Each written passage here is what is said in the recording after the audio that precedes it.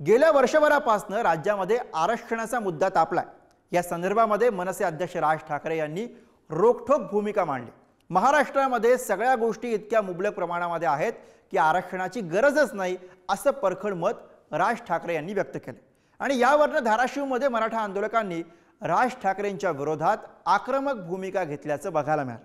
तर राज ठाकरेंच्या भूमिकेवरनं जरांगे पाटलांनी त्यांना सुनावले, तर राष्ट्रवादीचे आमदार अमोल मिटकर यांनी पुन्हा एकदा राज ठाकरेंना डिवचले। बघूयात याविषयीचा हा स्पेशल रिपोर्ट। मी तुम्हाला सांगतो, या महाराष्ट्रामध्ये सगळ्या गोष्टी इतक्या मुबलक प्रमाणामध्ये आहेत की या महाराष्ट्रामध्ये आरक्षणाची गरजच नाही।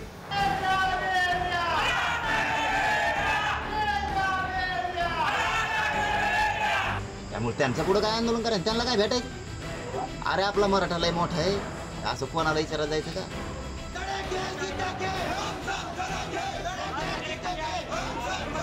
महाराष्ट्रात आरक्षणाची गरज नाही ही भूमिका घेणाऱ्या राज ठाकरेंविरोधात मराठा आंदोलकांनी आक्रमक भूमिका घेतली।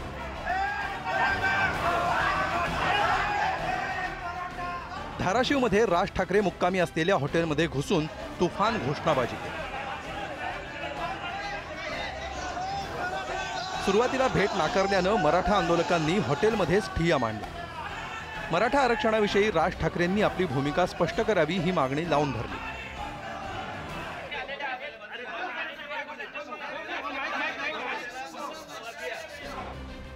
अखेर गोंधळ खूप वाढल्यानं राज ठाकरेंनी मराठा आंदोलकांची भेट घेत त्यांच्याशी चर्चा केली। उद्या महाराष्ट्रात मनसेची सत्ता आली तर आरक्षणाची गरज भासणार नाही अशी भूमिका राज ठाकरेंनी आंदोलकांसमोर स्पष्टपणे मांडली।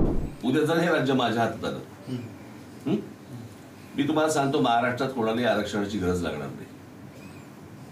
आपली मराठी मुलं, आपल्या मराठी मुली, आपला शेतकरी ह्याच्यावरती जो पैसा खर्च व्हायला पाहिजे ना, तो नको त्या लोकांवरती पैसा खर्च होतो या महाराष्ट्रात। महाराष्ट्रासारखं प्रगत राज्य, बरोबर आहे, कोणालाही आरक्षणाची गरज नाही। इथल्या मराठी मुला मुलींना, बरोबर आहे, शिक्षण आणि रोजगार याच्यासारखी महाराष्ट्रासारखी संधीच कुठे उपलब्ध नाही। तर राज ठाकरे यांच्या या विधानामुळे सुरू झालेला नवा वाद आणि यासह या बुलेटिनमध्ये आपण इथेच थांबतोय। पाहत राहा पुढारी न्यूज।